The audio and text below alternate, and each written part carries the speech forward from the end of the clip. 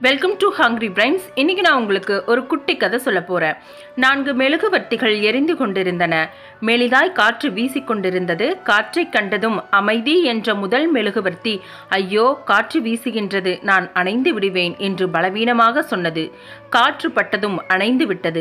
அன்பு என்ற அடுத்த மெழுகுவர்த்தியும் காற்றை எதிர்க்க முடியாது என்று அணைந்து விட்டது. அறிவு என்ற 3வது மெழுகுவர்த்தியும் காற்றை எதிர்க்க முடியாமல் அணைந்தது. 4வது மெழுகுவர்த்தி மட்டும் காற்று வீசிய திசையில் சில நொடிகள் போராடி ஜெயித்து விட்டது.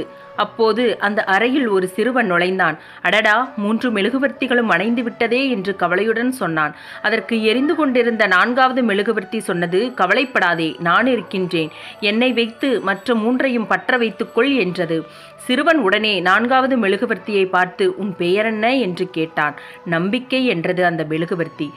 நாம் எப்போதும் வாழ்வில் நம்பிக்கையை மட்டும் இழக்கக்கூடாது.